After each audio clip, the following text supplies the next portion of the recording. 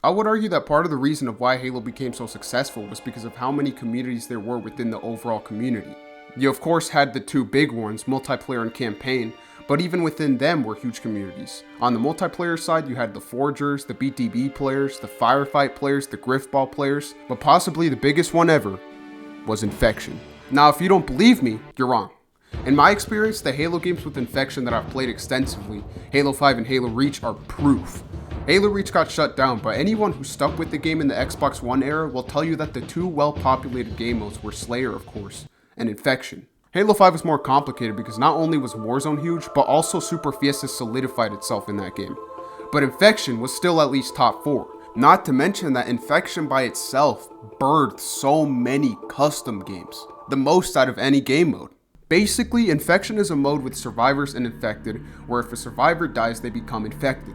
While this might not seem like much, it offered a lot of good gameplay opportunities. Not a lot of modes give you the pressure and tension of Infection. It's a great mode, and I know some YouTubers who even dedicated their entire channel to Infection. So with Infection not being in Halo Infinite, people have just been begging for it to come back.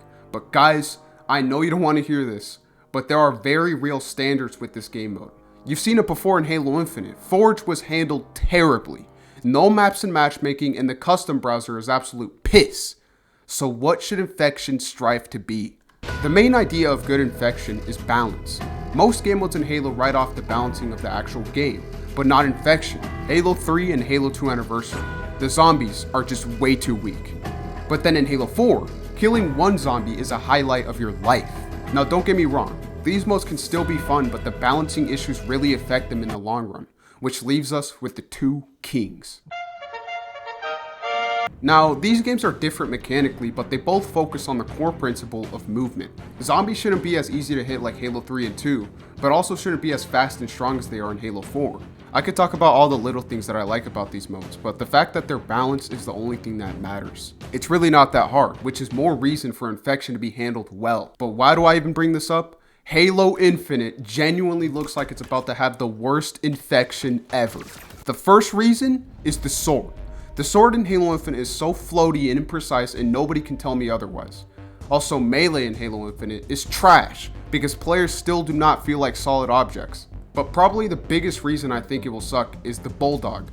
A breach loading shotgun is the only reason Infection works. In every single Infection mode, you don't drop the shotgun, and that's because it's the perfect counter to the sword.